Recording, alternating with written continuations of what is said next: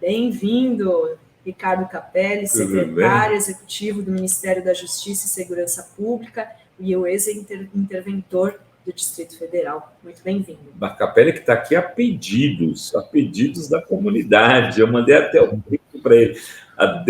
Eu lembro que é Débora o nome da pessoa que falou, porque a assessora dele é Débora. Eu falei, a tua xará está pedindo também. Bem, Capelli.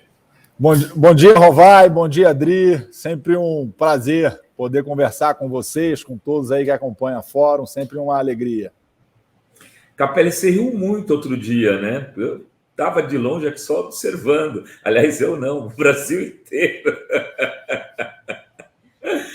Me conte bastidores desse evento que foi, para mim, ali o enterro da CPI do dia 8 de janeiro. E eu vou te dizer, infelizmente, na minha opinião, porque eu sou daqueles que acham que seria bom ter uma CPI no dia 8 de janeiro, porque merece uma investigação mais profunda, na minha opinião.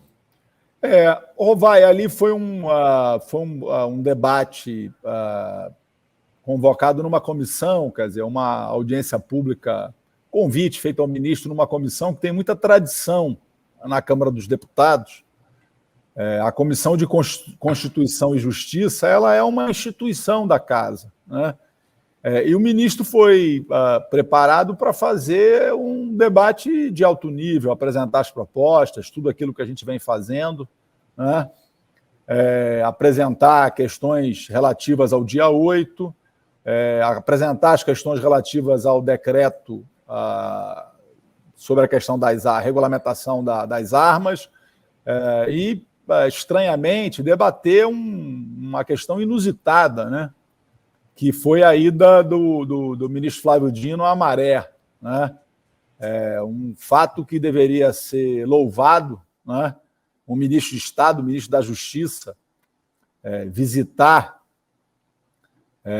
a Redes Maré, uma instituição que tem um trabalho muito importante, com dados sobre a questão de justiça, de segurança pública, nas áreas onde moram a maioria da população do Rio de Janeiro e também do Brasil, e isso acabou virando um questionamento, né? Que, na nossa opinião, o que está por trás disso é uma tentativa de criminalizar a periferia, de criminalizar a pobreza. Então, foi um debate importante, mas onde ficou claro para nós também, quer dizer, e fica claro que uma coisa é o debate, a lacração das redes sociais, uma coisa o vídeo onde a pessoa está sozinha e faz ali uma apresentação, um espetáculo para os seus seguidores, para a sua bolha, enfim. A outra coisa é um debate aberto, com propostas, com ideias. E o que ficou claro é que aquelas provocações de internet, elas não se sustentam no mundo real. Elas não têm consistência para sustentar um debate. Então, isso que ficou muito claro ali na terça-feira, na CCJ, com o desempenho brilhante do ministro e alguns momentos onde foi momentos inusitados, né? Onde foi difícil conseguir se segurar. Eu confesso que eu tentei, mas foi bastante difícil. Absolutamente justificável. Eu sei que o protocolo, em tese, não nos deveria, né? Mas a verdade é que assim, né, Capelli? Tinha gente ali que não estava levando a sério, talvez. Porque, Rovai, não a lógica das redes. Ela criou as redes, elas têm uma lógica própria, né? Então, não é uma lógica do debate conceitual, do debate de projeto de país, quer dizer, é o objetivo de buscar um clique a qualquer preço, a lacração, o clique a qualquer preço. Isso não se sustenta, né? Quando você faz um debate público, foi um debate de mais de 4 horas, onde você tem a capacidade de aprofundar questões, de aprofundar políticas públicas, essa lacração superficial, estéril, vazia, não se sustenta num debate verdadeiro. Isso ficou muito claro, né? Ficou muito claro as propostas que o ministro, que o presidente Lula tem para a segurança pública, tem para a justiça no Brasil, e que essa política de lacração fica muito pequena diante de tudo isso, né?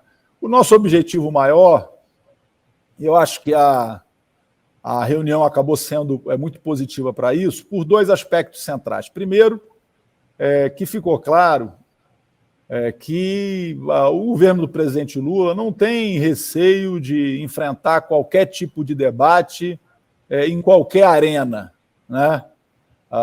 Nós ganhamos a eleição com apoio da maioria da população brasileira, governamos para todos e governaremos com a coragem, com a determinação e com a confiança de quem tenha convicção de que está colocando o Brasil no rumo mais correto. E, em segundo lugar, ficou claro que essa oposição, ela não é uma oposição muito frágil, né?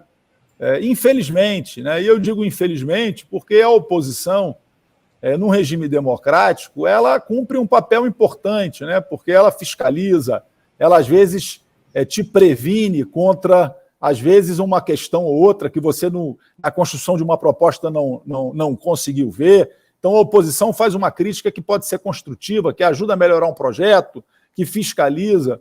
Mas essa oposição bolsonarista que a gente presenciou na Câmara não é nada disso, né?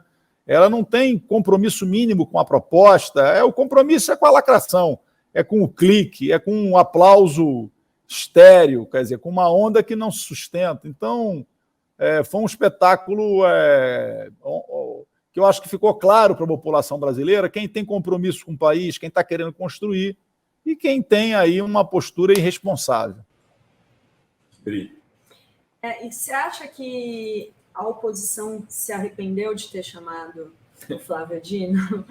Olha, eu não sei se ela se arrependeu, mas o ministro falou, e essa é uma posição dele, ele está à disposição para ir à Câmara toda semana, se for preciso.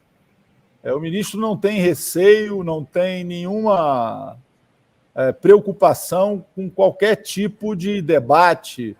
O ministro está ministro, mas ele é um parlamentar nesse momento, né? Senador da República, eleito, já foi deputado federal, então o Congresso Nacional é a casa dele, né? Senador eleito.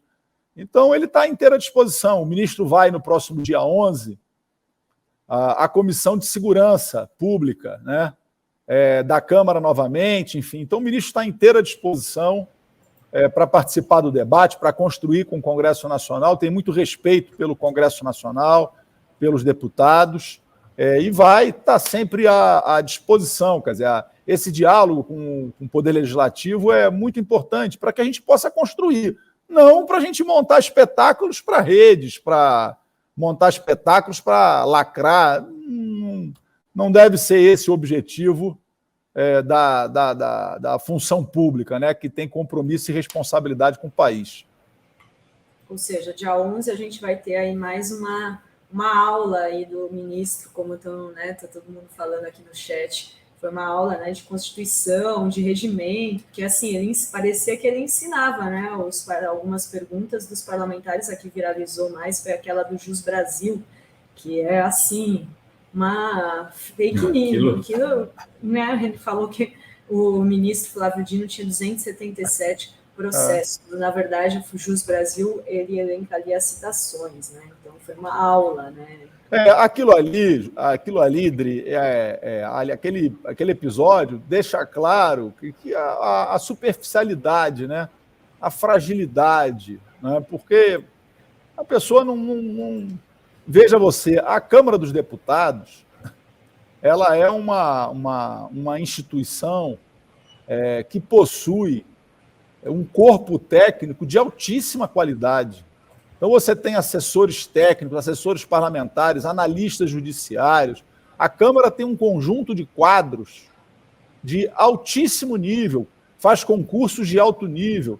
Então, os gabinetes, os parlamentares, eles têm assessorias que podem auxiliá-los no mais alto nível. E quando a gente vê um espetáculo daquele, você vê, olha, nem a audiência, eles não, nem a tentativa de fazer oposição, ela é construída com responsabilidade, porque a coisa não tem uma preparação, uma pesquisa, não estuda, né? Você vai fazer um debate, vai participar de um debate com um ministro para discutir uma política pública específica, você se prepara, você estuda, você aprofunda o tema, você levanta... Quer dizer, é um negócio ali do momento, né? Vai no Google, vê o que acha na hora para fazer um factoide, para você que daqui a pouco cortar e botar na sua rede para ganhar clique. Quer dizer, isso é lamentável que a gente veja uma oposição tão desqualificada, tão superficial, como a gente viu essa oposição bolsonarista, né? Que vai para um caminho muito ruim, né? Volto a dizer, a oposição tem um papel importante, né? Você tem atores, e na trajetória do parlamento brasileiro, o debate entre a situação e a oposição, você teve momentos de debate duros, mas de debates de alto nível, qualificados, com atores qualificados de todos os lados. Então, a oposição ela faz bem ao Brasil desde que tem uma postura de fiscalização, de contribuição, de crítica construtiva, né? E é isso que a gente espera, mas infelizmente não foi isso que a gente viu na Comissão de Constituição e Justiça. Olha só, Capelli, mudando um pouquinho, virando um pouco a página, eu queria te perguntar quais têm sido os principais desafios nesses 90 dias de governo Lula e gestão do Ministério da Justiça, do Flávio Dino, excetuando aquele período de 8 de janeiro que a gente já falou bastante, quais têm sido os principais desafios do Ministério e como é que você imagina que vai ser aí o próximo período? E eu queria separar um tema que você abordasse, que é essa questão dos CACs, né? De alguma maneira, essa questão das armas aqui, ela já está transbordando para níveis absurdos, né? Ameaças, coisas de rua, mortes, feminicídio, atentados em escola, enfim, se o Ministério da Justiça terá uma preocupação especial sobre isso nos próximos meses. Rovai, aqui no Ministério, você sabe que a gente não tem vida fácil, aqui ninguém morre de tédio, né? A gente começou com 8 de janeiro, um evento extraordinário, um evento assim, extraordinário no sentido de que é fora da curva, né? Um evento completamente abominável. Foram 23 dias de intervenção, uma intervenção, um trabalho árduo, né? De manter firmeza, equilíbrio, de estabilizar as forças de segurança, foi isso que a gente fez.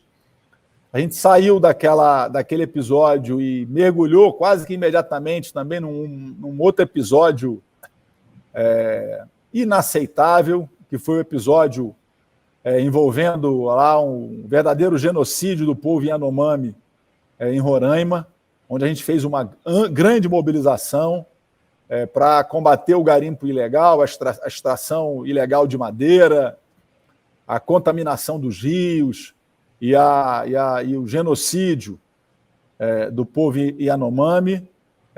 E quando as coisas começaram a entrar no eixo em Roraima, a gente se deparou também com uma crise lá no Rio Grande do Norte, onde a gente deu um amplo e forte apoio à governadora Fátima Bezerra para colocar as coisas lá nos eixos, e elas estão começando a se normalizar no Rio Grande do Norte, sob liderança da nossa governadora Fátima Bezerra.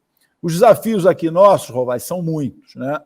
Primeiro, eu diria que é a gente consolidar o SUSP, o Sistema Único de Segurança Pública.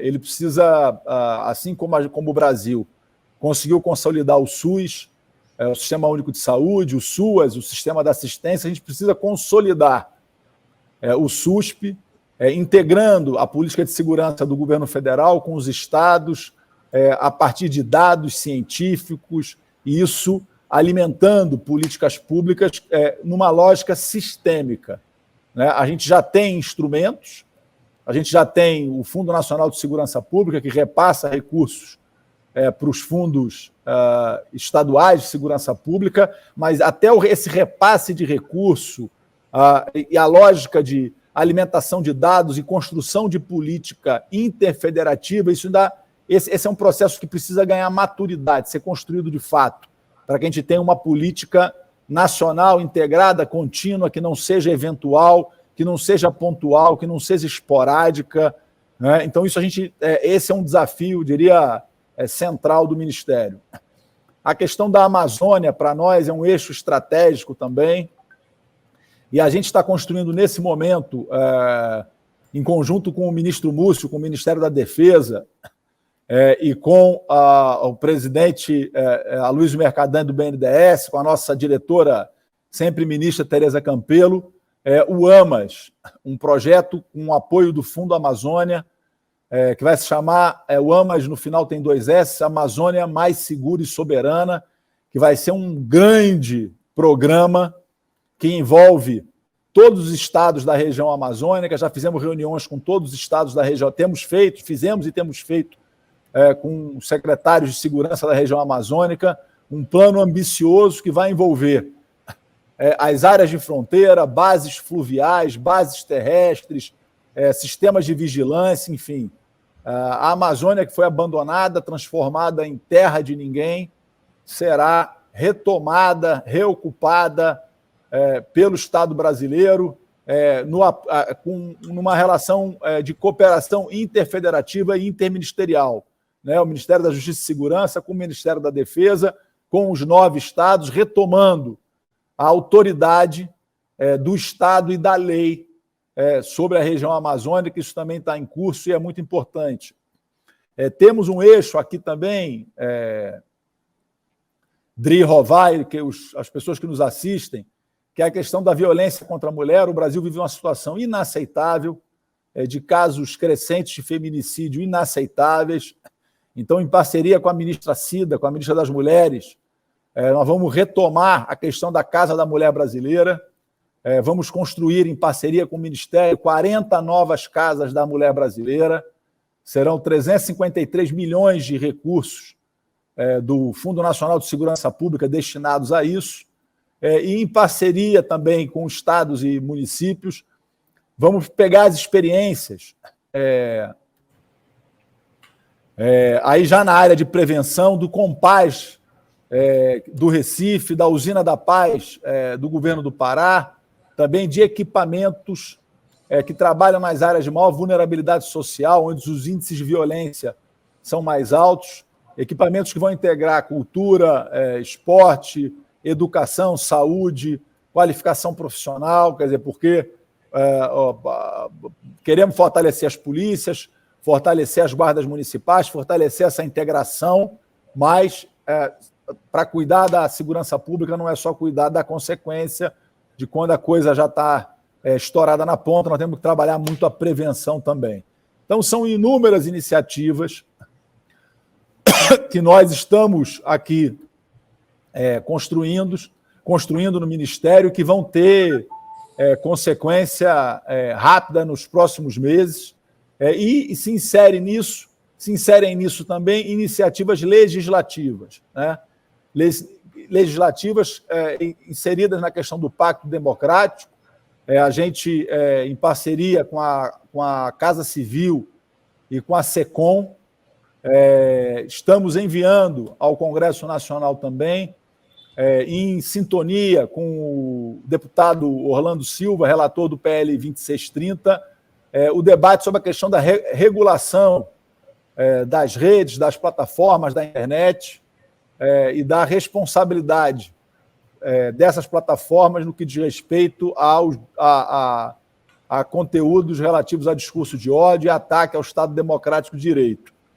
Assim como o Ministério da Justiça ele coordena essa questão relativa a CACs, ao decreto de armas, e que a gente vai ter um desfecho dessa questão nas próximas semanas, até o final desse mês de abril. O que eu posso adiantar, Rovai, com relação ao decreto de armas, primeiro que o recadastramento está sendo um sucesso, a gente já está tendo mais armas recadastradas do que armas que nós tínhamos recadastradas do que tínhamos cadastradas. Quer dizer, isso demonstra o quê? Que as pessoas estão atendendo, entendendo a orientação do governo de que quem continuar com a arma e não tiver cadastrada ou recadastrada vai para a ilegalidade e vai ser tratada na forma da lei pela Polícia Federal,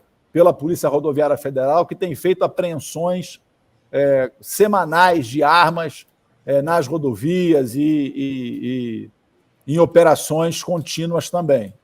Então, a primeira, com relação a armas, quer dizer, a primeira notícia boa é essa, quer dizer, o cadastramento está sendo muito exitoso e a gente está conseguindo avançar bastante.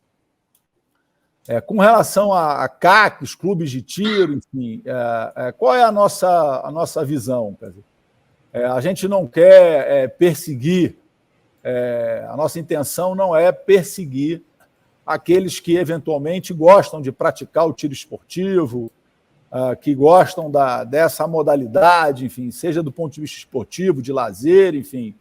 A nossa intenção não é perseguir uma vertente comercial que se construiu a partir disso, a partir dessa cultura, porque hoje você tem lojas, isso virou um setor econômico também, nós não temos nenhuma intenção de perseguir o setor. O que a gente vai enfrentar dura e fortemente é a ilegalidade, é aqueles que se utilizaram disso para desviar armas e para cometer crimes, né? E tem questões que não são minimamente razoáveis. Por exemplo, não é razoável o funcionamento de clubes de tiro 24 horas, que serviu, na verdade, para legalizar o porte de quem não tem direito a porte permanente de arma, né? Porque a pessoa diz que está permanentemente indo para um clube de tiro quando ela está armada na rua. Então, são esse tipo de ilegalidades que nós vamos combater. Tem uma comissão criada, que foi prorrogada pelo presidente Lula, e a gente está investigando todos esses fatores. Qual é a notícia boa, Rovai, que eu posso dizer para vocês? Nós fizemos, há cerca de 10 dias, uma reunião. Fizemos há cerca de 10 dias uma reunião com a Comissão de Segurança Pública da Câmara dos Deputados. E nessa reunião, perdão, estou botando aqui esqueci de botar no silencioso o telefone. Tudo bem. Nessa reunião, para nossa surpresa, o deputado Polon, tanto o deputado Sanderson, que é o presidente da Comissão de Segurança da Câmara, tem tido um diálogo muito produtivo conosco, e o deputado Polon apresentou na reunião que a Comissão de Segurança da Câmara defende como marco legal para essa questão das armas a legislação que vigorava até o governo Dilma. A Comissão de Segurança da Câmara, que tem ali os representantes, os principais representantes dos deputados que se elegeram em sintonia com a questão dos CACs e dos clubes de tiro, eles estão defendendo essa posição, que o marco legal seja o marco legal que vigorava até o governo Dilma. Então, eu acho que a gente caminha nessa questão de armas, CACs e clubes de tiro.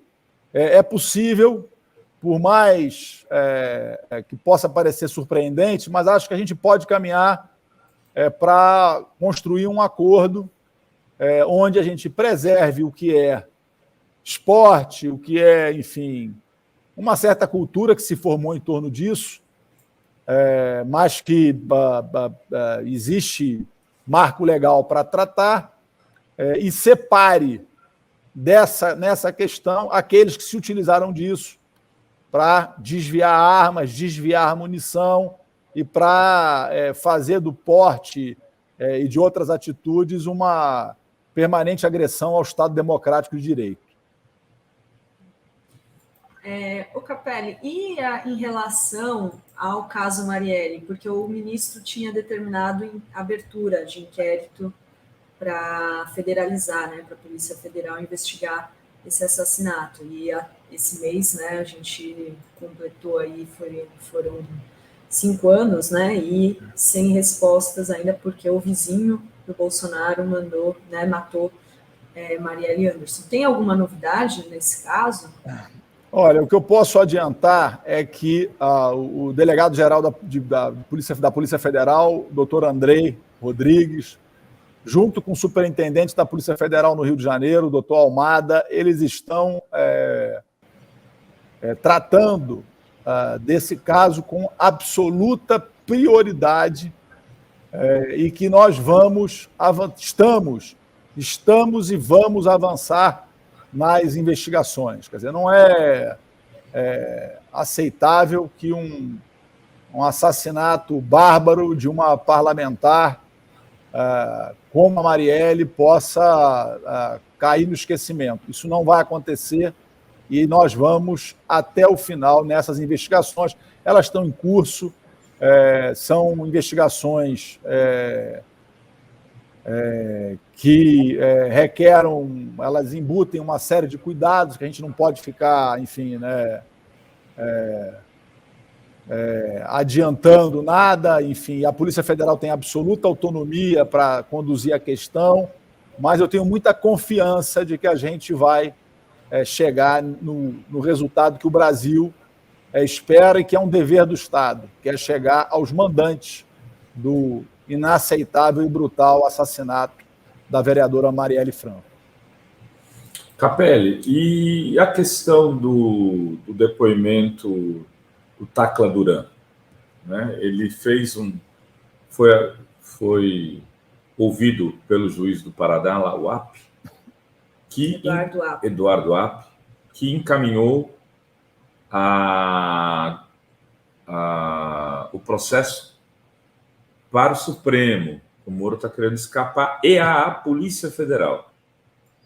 Estava lá a delegada Paula, se não me engano, que acompanhava o depoimento, e saiu dali com as provas apresentadas pelo Tacla Duran. Qual vai ser o procedimento do governo nesse caso, já que a Polícia Federal está submetida ao Ministério da Justiça? Olha, a Polícia Federal ela atua como polícia judiciária, quer dizer, e cumpre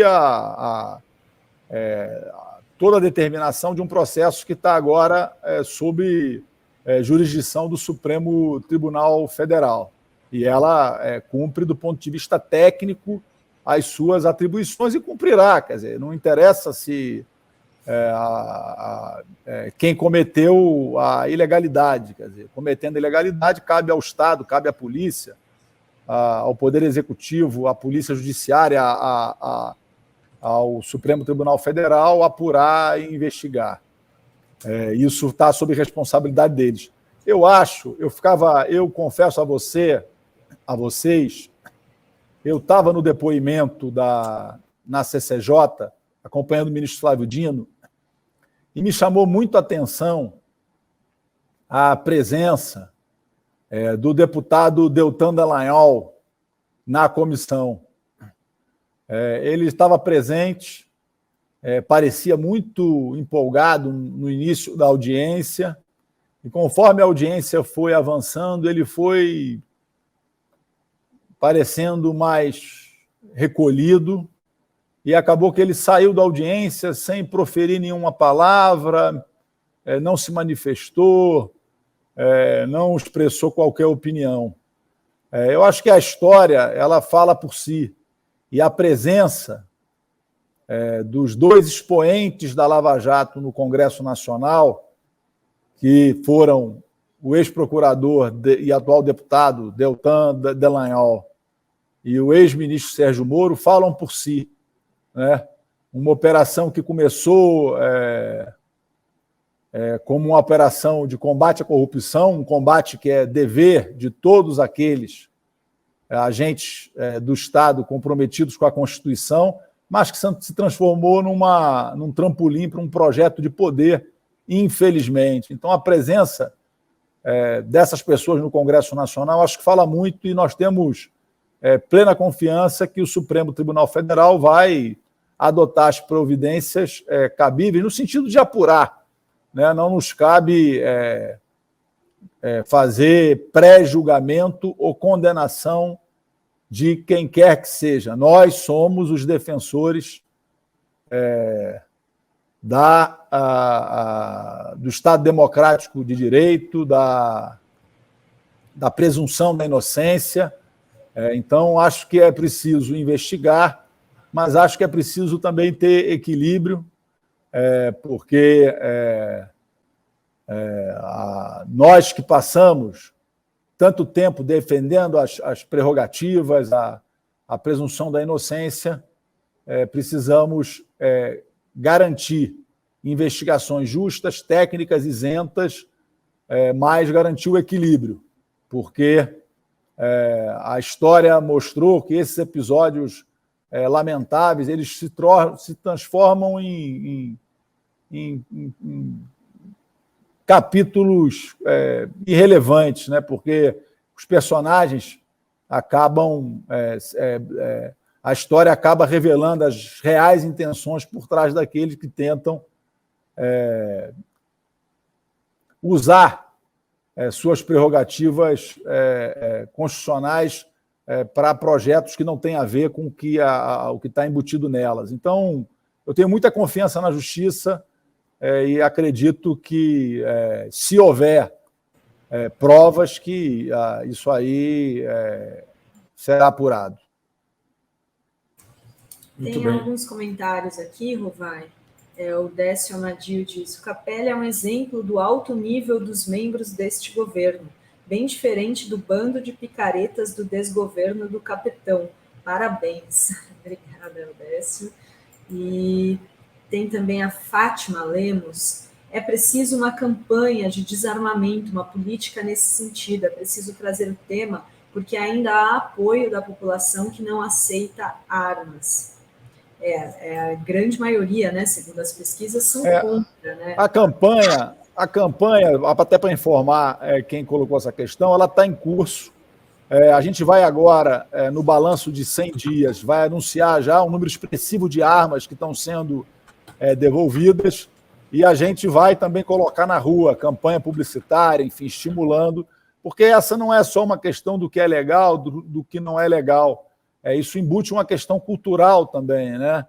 Porque foi vendida durante os últimos anos uma ideia falsa de que mais arma é mais paz, é mais segurança. É justamente o contrário. Todos os estudos internacionais comprovam que mais arma é mais violência e mais insegurança.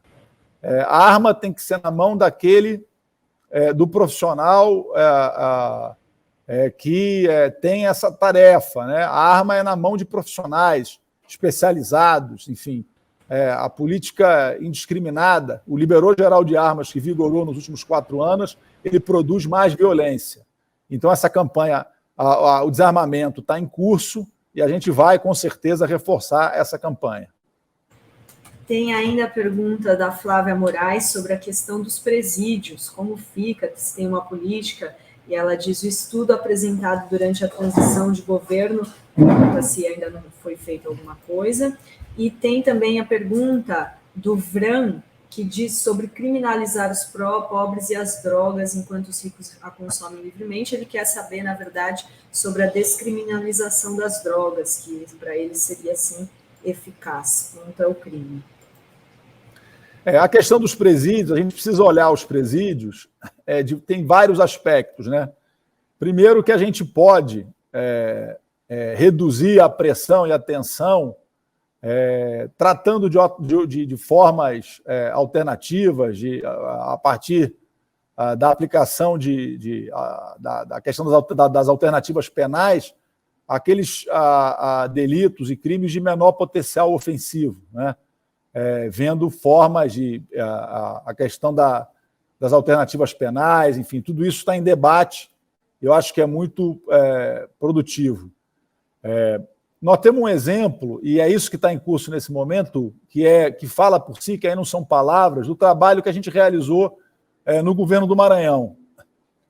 Todo mundo que nos assiste deve se lembrar de que quando a gente assumiu o governo do Maranhão, a penitenciária de Pedrinhas, ela foi uma referência nacional a partir no final do governo que nos antecedeu, de uma rebelião no presídio com pessoas com cabeças decapitadas e futebol com essas cabeças, cenas medievais inaceitáveis. Ao longo dos 8 anos do nosso governo no Maranhão, a gente não teve nenhuma rebelião em nenhum presídio. O Maranhão se tornou... Os presídios maranhenses se tornaram... os presos se tornaram campeões nacionais em detentos estudando. Tivemos centenas de detentos aprovados no Enem. Nós erradicamos o analfabetismo entre os detentos. Nós construímos 80 fábricas de blocos sextavados, e com essas, são aqueles blocos de concreto, e com esses blocos nós passamos a pavimentar as ruas. Nós fomos campeões nacionais de trabalho. Enfim, então, nós viramos referência nacional, e é isso que nós vamos fazer, e já estamos fazendo nos presídios nacionais.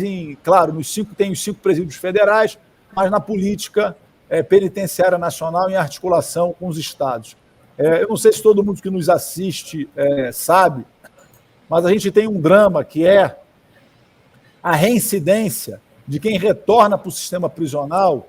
O grosso do reingresso acontece nos 90 primeiros dias, porque, paradoxalmente, você tem gente que sai da cadeia e a sua vida piora.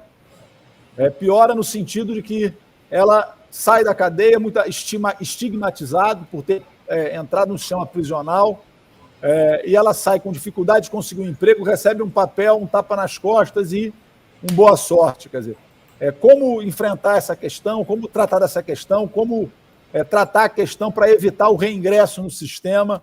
Enfim, então a gente tem que trabalhar na questão das penitenciárias, olhando isso de diversas formas. Primeiro, ampliando a segurança, com ações de segurança máxima, bloqueando ao máximo as comunicações, quer dizer, garantindo a legalidade daqueles que têm alto envolvimento com as grandes quadrilhas, com o crime organizado. Para esses, tem que ter uma postura dura, de enfrentamento duro. E precisamos ter também uma visão de como tratar uma questão social que é importante e que diz respeito não só a quem está preso, mas quem está solto. Você imagina o custo que para a sociedade, para os que pagam impostos, você ter a pessoa que ela fica no sistema penitenciário, aí quando sai, 90 dias ela volta. Quer dizer, do ponto de vista humanitário, do ponto de vista sociológico, do ponto de vista da política de segurança pública e do ponto de vista pragmático de custo para o Estado, isso é um custo imenso.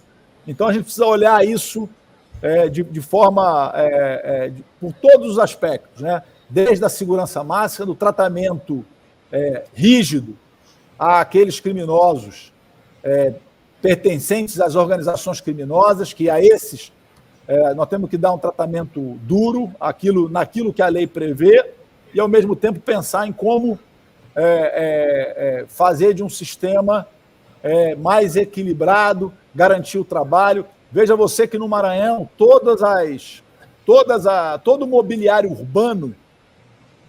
o mobiliário urbano das escolas e do governo foram feitos pelas pessoas que estavam cumprindo pena, pelos detentos. Todo o fardamento uniforme das crianças das escolas feitas por eles. Então, existem formas de você, inclusive, reduzir os custos, reduzir custos para as secretarias de educação, para as secretarias de administração dos estados, se a gente consegue construir uma lógica de trabalho que faz bem à sociedade, reduz custos, faz o Estado economizar, reduz custos, faz bem ao Estado e faz bem a quem está cumprindo pena. Porque a isso vai ser feito? Isso vai ser feito? Vai ser feito. vai ser feito e já está em curso. A gente está, nesse momento, já caminhando processos para comprar equipamentos, para implantar isso em todas as unidades. Porque, com isso, você coloca as pessoas para trabalhar para a sociedade, dando quem está preso, trabalha para produzir a carteira escolar, para produzir o fardamento. Isso é bom para ele, porque ele passa a ter ali, isso tem impacto no cumprimento da pena, é bom para ele, é bom para a sociedade, reduz custo para o gestor das políticas públicas, enfim. Então, isso está em curso, a gente já fez, isso não é falar do que vai fazer um dia, está feito no Maranhão, o Maranhão virou referência nacional e internacional e está em curso e a gente vai fazer no Brasil também. Legal. Tem a pergunta ainda da descriminalização das drogas, e eu tenho uma pergunta sobre a operação Sequaz, que virou, depois teve até a fala do presidente Lula, que seria a armação do Moro, e, de fato, a operação traz várias coincidências, né, do timing ali dela ser deflagrada, da juíza que deflagrou. Aí queria também a sua opinião sobre essa questão, se você tem alguma informação a mais sobre essa operação Sequaz, que foi aquela que um dos AU era que um grupo do PCC armava atentado contra autoridades, e uma delas seria o Sérgio Moro. Olha, quando o presidente fala em armação, ele fala, e eu compreendi, quer dizer, na tentativa de querer ligar de forma cretina, querer ligar o PCC ao PT, essas fantasias que essa extrema-direita translocada tenta fazer, né? Agora, houve um inquérito da Polícia Federal, a Polícia Federal apurou e tomou todas as providências que tinham que ser tomadas, demonstrando que no nosso governo a Polícia Federal ela não age como polícia de partido A, de partido B, de governo A ou de governo B. É uma polícia com independência que garante a segurança de todos, inclusive daqueles que tentaram destruir o Estado Democrático de Direito. Essa é a missão da Polícia Federal e foi essa missão que ela cumpriu nessa operação. Agora, armações, tentativas de ligar o PCC ao PT são tentativas inaceitáveis, cretinas, próprias de uma extrema-direita que foi derrotada nas eleições e continuará sendo derrotada pelo povo brasileiro. Olha só, Capelli, estamos chegando ao final da sua participação, e o João Pedro, desenhista dos autistas, né, o João Pedro das Mercês, que é representante do governo baiano agora na questão do debate sobre o autismo, está dizendo, não, manda um beijo, fala para o Capelli que eu amo ele, eu estou assistindo aqui emocionado. Então, está mandado. Obrigado, João Pedro. João Pedro é um querido, uma inspiração, uma referência para todos nós. Um beijo, João Pedro. Obrigado. Obrigada, Capelli. Muito obrigada por estar aqui hoje. Salve, Capelli. E um ótimo final de semana para você. Até a próxima. Tchau. Obrigado, Dri. Obrigado, Rovai. Sempre um prazer conversar com vocês. Grande abraço, bom final de semana a todos. Obrigadão, Obrigada, tudo bom. O prazer é nosso.